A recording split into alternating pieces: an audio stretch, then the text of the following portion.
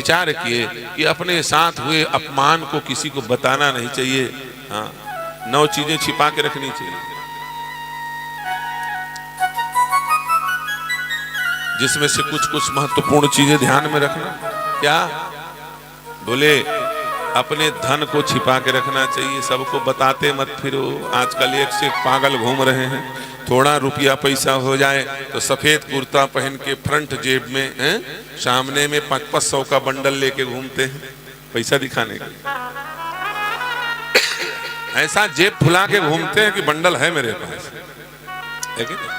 ऐसी जगह मारे जाओगे बेटा, जिस दिन ब्लेड मारेगा ना चोरी करने वाला, तो उस दिन पैकेट तो अलग जाएगी, नोट अलग जाएगा और शरीर अलग कटेगा। सियावर रामचंद्र की जय। कुछ नहीं बचने वाला। इसलिए धन को छिपा के रखो, इसी में समझदारी है। आयु को सबको नहीं बताना चाहिए। अपने राशि के नाम को सबको नहीं बताना चाहिए। समझ में आई नहीं बात तिवारी जी? राशि नाम को कभी किसी को नहीं बताना चाहिए। क्यों? यदि आपका राशि नाम किसी को पता चल गया और आपने कॉमन कर दिया उसको, तो कोई भी व्यक्ति मारण, उच्चाटन, मोहन, वशीकरण इत्यादि के द्वारा आपके ऊपर दैविक प्रयोग कर सकता है। इसलिए हमारे यहाँ राशि नाम को फेमस नहीं किया जाता है। समझ में आई नहीं बात माता? राशि का नाम छिपा के रखा जाता है, एक प्रचलित नाम रख दिया जाता है। राशि का नाम ऋषभ और प्रसिद्ध नाम कुछ कर दिया, अरुण कर दिया। जय हो। अब मरो घूमो जाओ, वो नाम ही मैच नहीं होगा तुम्हारा। अब अरुण नाम से कोई उसके ऊपर प्रयोग करेगा तो कोई फर्क नहीं होने वाला। समझ में है नहीं बात? सनातन धर्म बड़ा वैज्ञानिक है जी। राशि नाम प्रचलित नहीं करना चाहिए कभी भी। राशि के नाम को छिपा के रखना चाहिए। मैथुन छिपा के रखना चाहिए। पति पत्नी के बीच का संबंध पब्लिक में नहीं बोलना चाहिए।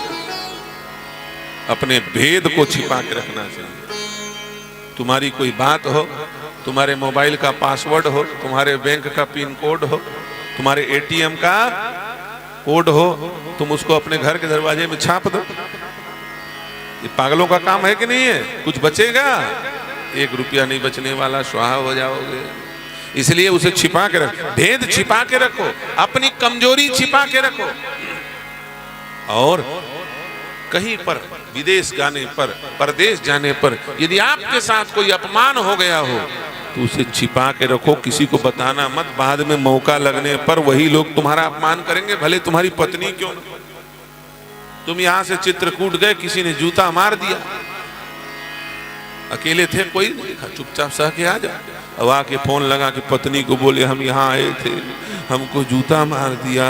पत्नी उस समय तो बोलेगी किसने मारा, खोजो उसे, ये करो वो करो। अब 8 दिन बाद जब पत्नी से लड़ाई होगी, अब पत्नी उठा के बेलना मार दे, सियावर रामचंद्र की जय, और तुम लड़ने लग जाओ कि तुमने हमको बेलन क्यों मारा, तो वो बोलेगी अच्छा उसने जूता मारा तो कोई फर्क नहीं पड़ा, अब हम बेलन ही मार दिए तो हमसे लड़ने चले। ले तुम्हारी कमजोरी तुम्हारे ऊपर हावी कर दे। इसलिए अपने साथ हुए अपमान को छिपा के रख। समझ में आ रही है ना बात? सारा चीज प्रैक्टिकल है, व्यवहारिक है, कोई काल्पनिक कथा नहीं सुनाई जा रही है। भागवत की कथा काल्पनिक नहीं है, वैचारिक है। हमारे शास्त्रों की एक एक बात महत्वपूर्ण है, अरे समझो जीवन में उतारने योग्य है।